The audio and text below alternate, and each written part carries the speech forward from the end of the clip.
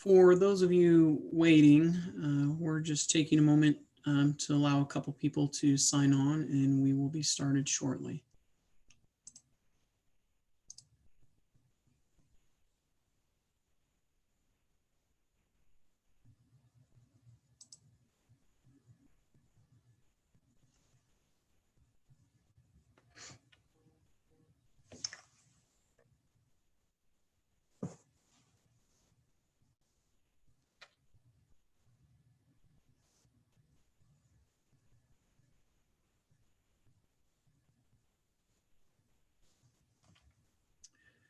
Gordon, does it look like everyone that needs to be on right now is ready to move forward?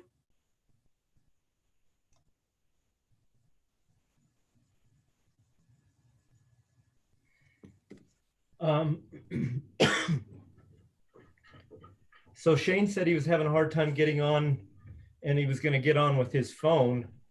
So I see he's on now. But I'm not sure if he's able to present, if being as he's just connected with his phone. So I texted him and asked him that question. Okay. All right. Well, we'll pause. We'll just hold on here for a second until he can connect, and we'll get started here in a moment. Can all the attendees hear me right now? Yes, they should be able to hear you. For those attendees, as the meeting gets started, you'll see that there is a Q&A box. You can ask questions through the Q&A, or there's also, I believe, an ability to raise your hand. And, we can give you the opportunity to speak, so you can type in your questions that the panelists will see, and we'll read your question and answer it there for all, or you can raise your hand and we can allow you to speak via audio. So while we're waiting here, just to make sure our consultants get on to be able to help answer any questions related to the topic at hand. Okay, so I received a text message from Shane saying that he was able to log on with his computer. So I think our consultants are ready. If you want to go ahead and introduce the meeting however you want, and then hand it over to me, David. Yeah, so I just explained the Q&A and kind of how that will function. Essentially, what we'll do is we'll let Gordon Miner, our city engineer, and the consultants kind of give some brief highlights about the topic at hand, and then from there we're just going to leave it open to any questions that you might have about specifics, and move forward from there. So I'm going to stop this share here, and Gordon, I'm going to turn it over to you, and all those who, when you're speaking as a panelist, if you'll turn your video on to make it easier for those of attending to see. All right. We appreciate everyone joining us tonight to talk about our Transportation Impact Fee Facilities Plan and our Transportation Impact Fee Analysis. This work has been done by Horrocks Engineers and by Zions Finance.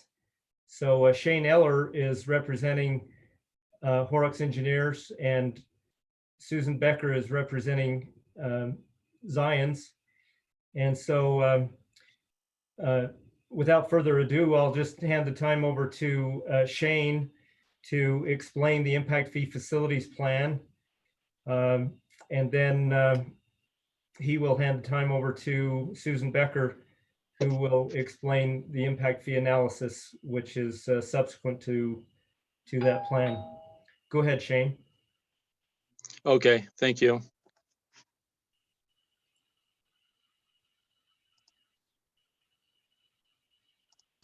And Shane, is there anything you need to screen share? There you go.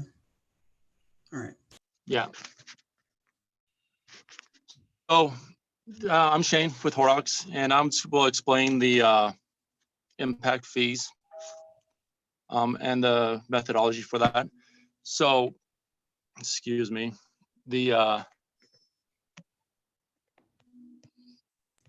Shane, is there a way you could expand that in a more full screen view?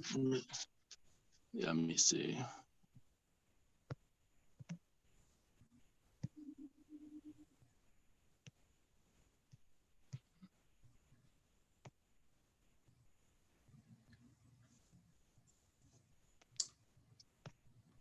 When you go into presentation mode, it may require you to share a different screen in the presentation mode. Okay, let's see, sure. If not, it's okay. We can move forward. Okay, let me see.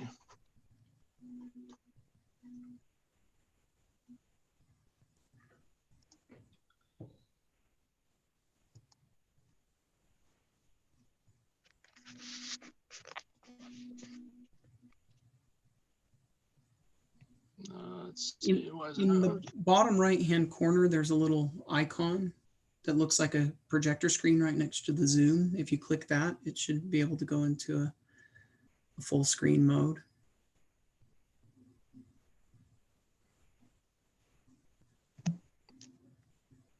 Let's see, it's not working. Let's That's see. okay. We'll just go ahead and move forward. You can zoom in if you need to. Okay. So, the purpose of an IFP facilities plan is to determine the proportion of the new development trips attributed to each project, identify public facilities that are needed to accommodate the new development, and to determine which projects may be funded with impact fees. For impact fee reductions, there are 4 factors that are used to determine the reduction of impact fees. These are pass-through, excess capacity, existing deficiency, and existing user share. The costs that are not eligible for in this impact fee period will be eligible in the future impact fee periods as traffic volumes increase. For pass-through trips, pass-through is explained as trips that do not originate or have a destination in Saratoga Springs, but use city roadways. Excess capacity is the available capacity of the roadway for this impact fee period. Since the capacity is not used during the impact fee period, it is not a cost of growth, but it can be recouped in a later IFFP period. The existing deficiencies is if existing roadways are above capacity, that proportion of the new capacity filled by existing traffic cannot be included in the impact fee calculations. And existing user share is existing vehicles that will use the new capacity that are already using the roadway network today. So Saratoga Springs cost of all the projects for the next 10 years is $65,838,000. Of this, required by Saratoga Springs, $26,208,000 is eligible for impact fees. By the year 2030, it is expected that new development will contribute 15,101 new trips. Is there any questions or comments I can answer for you guys?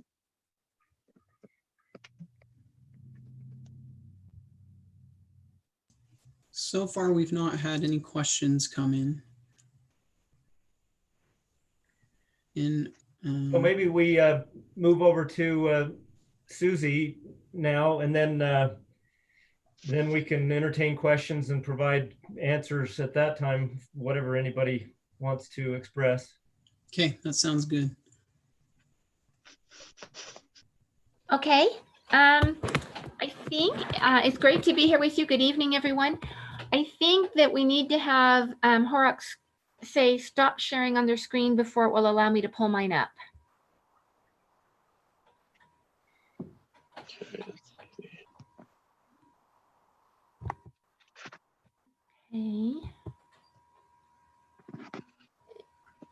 So are you able to stop your share, Shane? I'm trying to find the button that stops it. Let me see. Let me see if I can go in and do that as well. This will stop. Yes.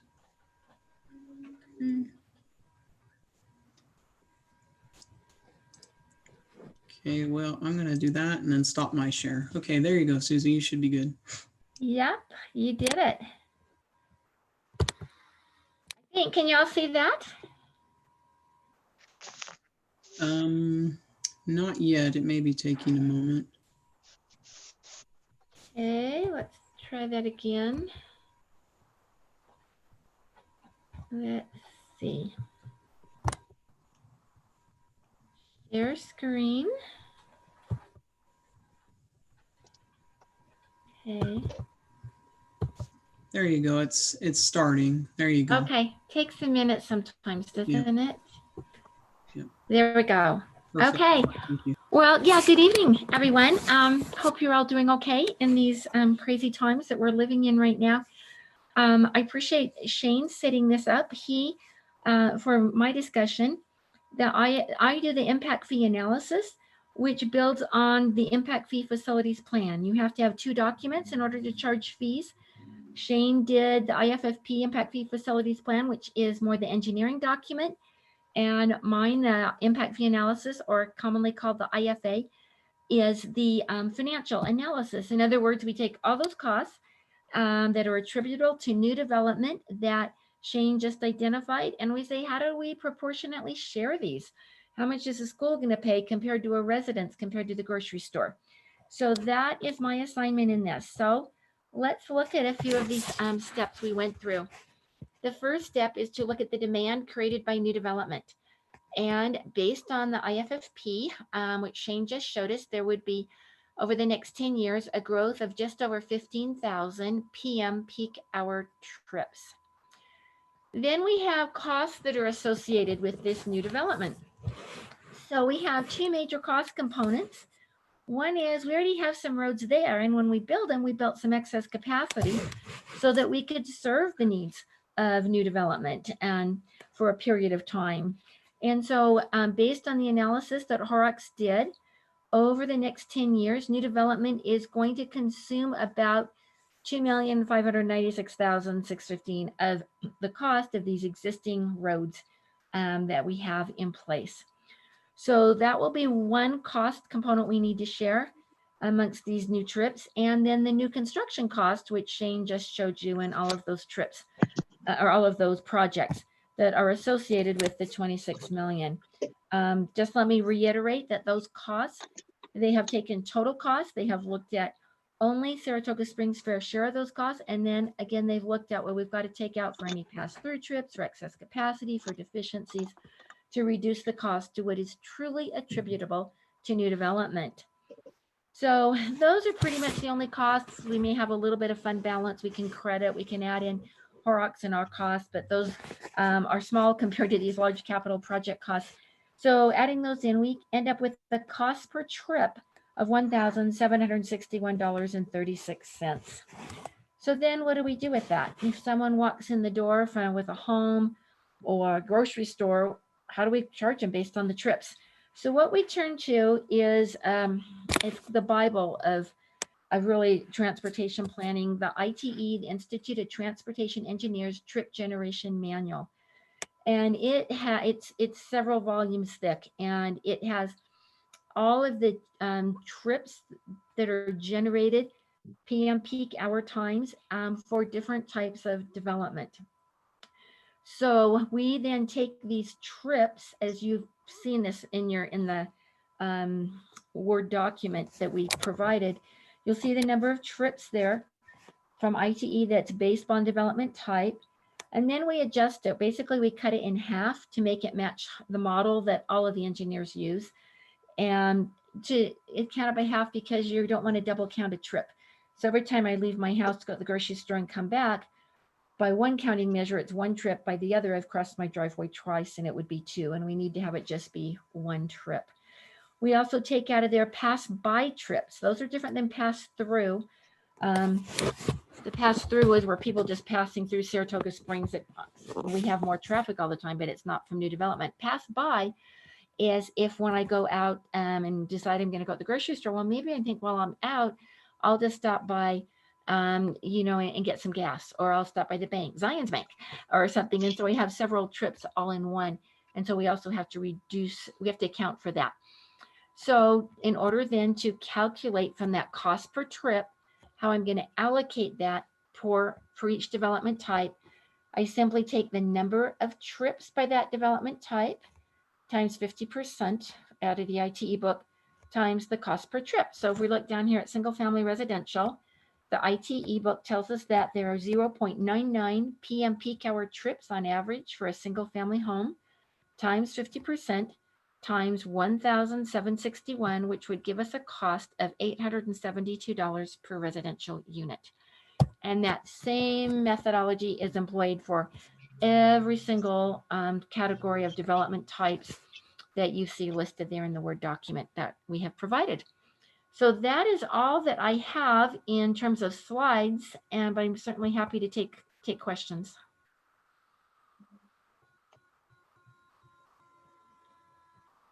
So far, we don't have any questions that have been come in through the Q&A. We have 4 attendees who aren't panelists, so I'm just gonna allow each of these attendees to at least speak. I don't have any hands raised, but if there's anything that you would like to speak to, I'm making it so that you can unmute yourself and speak if you would like to as an attendee, if you have any questions.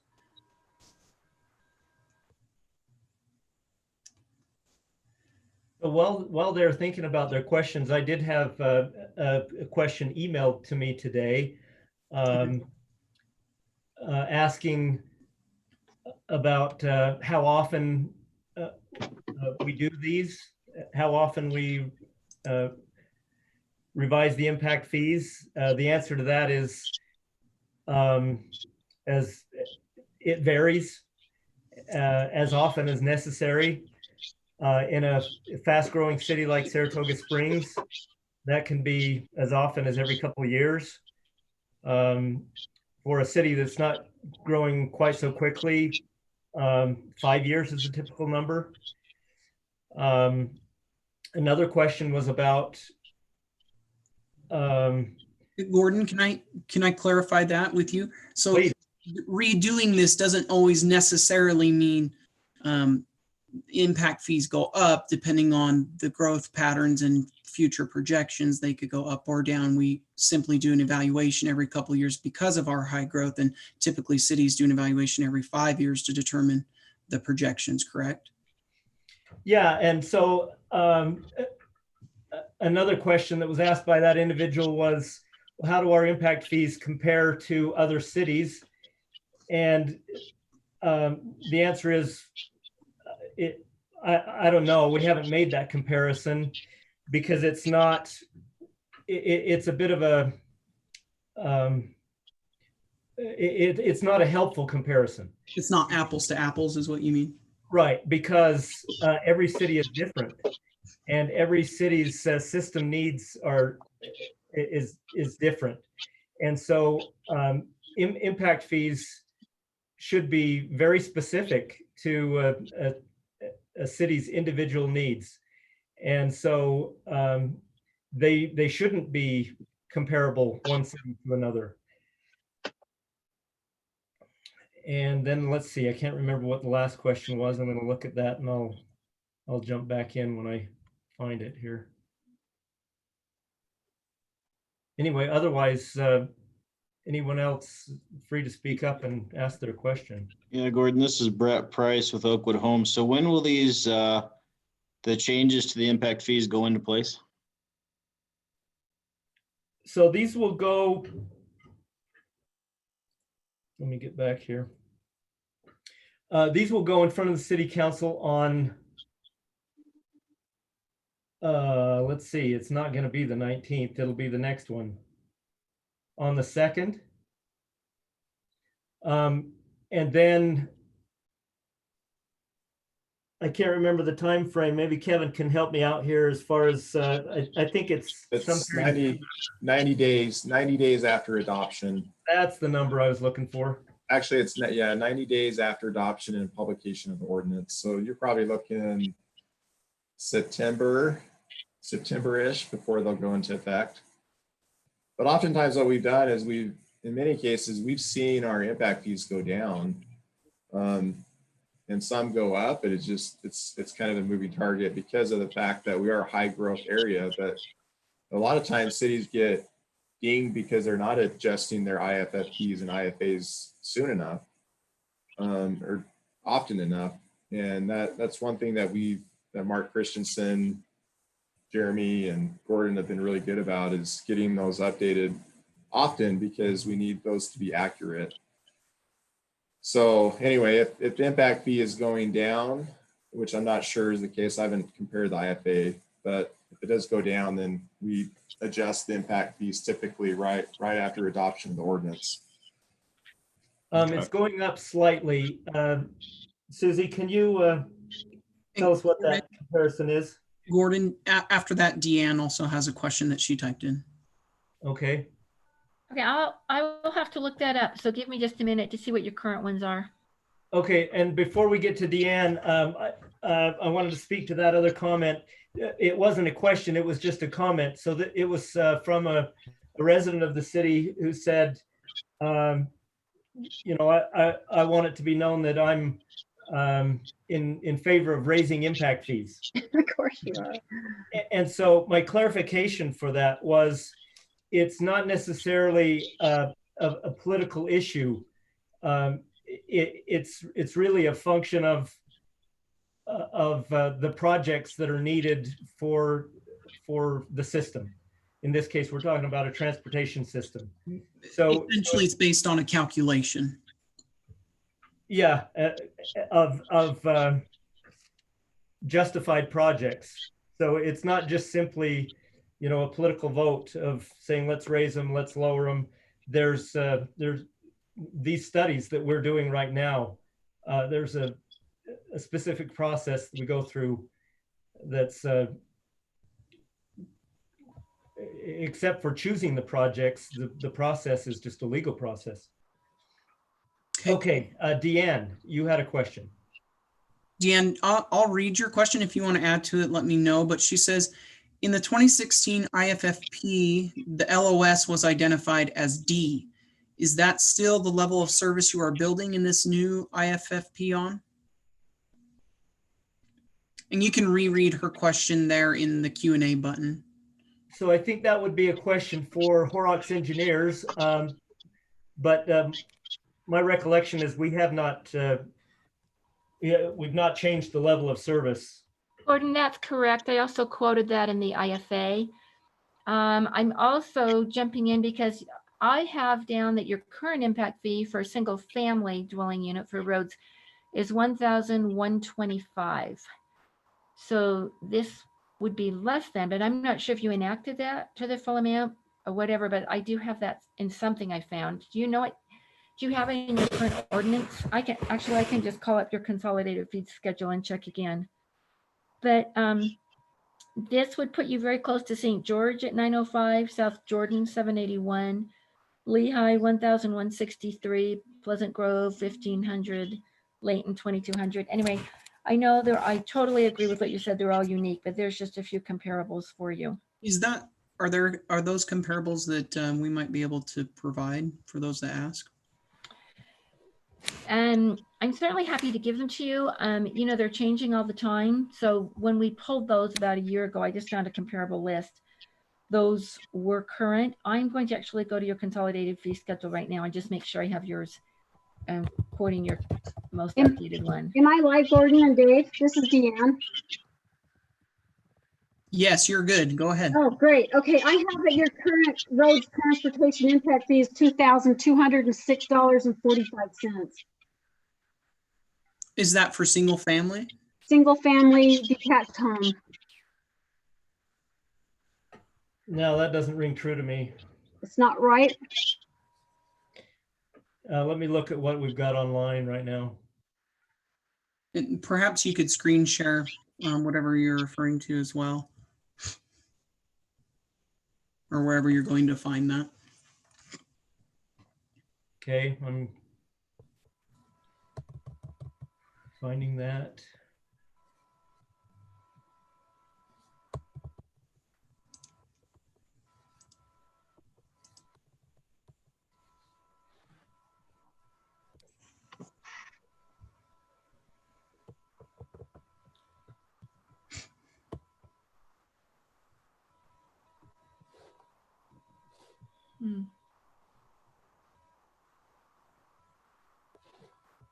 All right, I'm sharing my screen, so everyone should be able to see that now. Do you see a page that says impact fees and water costs for residential development?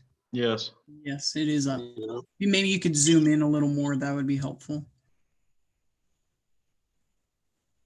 There you go. So this is the section we're talking about. And so right now we're assessing, as Susie indicated, $1,125 for per single family residence. And of course, for commercial development, it's going to be different, and it'll be a function of their trips. So Deanne, I'd like to maybe offline later on tomorrow or something, like you to share that source with me so that we can get to the bottom of that and get clarity for you. Yeah, I'd love to call you tomorrow. I'm looking at the other things here. I have sewer is accurate. So, and water is accurate. What was that $2,000 amount again, if you don't mind me asking? I had down here that the roads transportation impact fee in Saratoga was $2206.45. I got your water is correct, so I don't know where that one came from. You can see she typed the number in the Q&A. It's listed under the answered questions. Yeah, because some people are confused with the IFFP because with the single family it has to be reduced by 50%, like Susie mentioned. So that can be a confusing aspect of it, but that doesn't match. That's why I asked. Deanne, if you could send me an email with your source. I don't know, if you call and we just talk about it on the phone, I don't know that we'll be able to accomplish anything, but if you can tell me your source, then I can get some clarity on that. Okay, I'll talk to you tomorrow about that. All righty.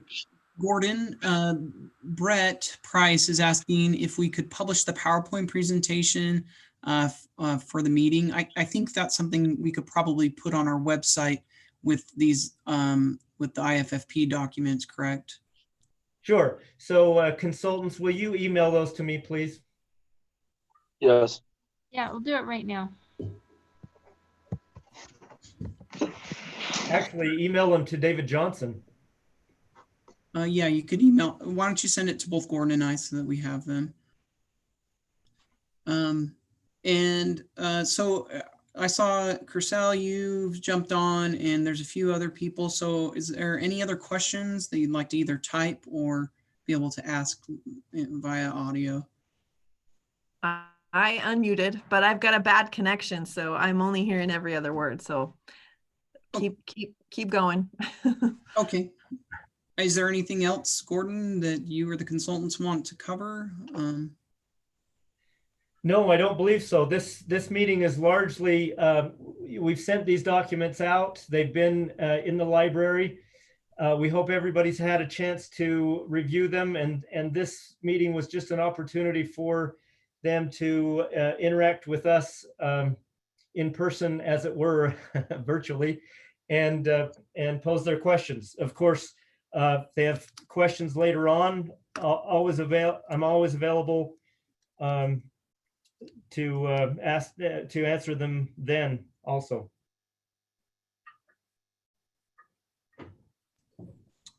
Are there any other questions that anyone may have?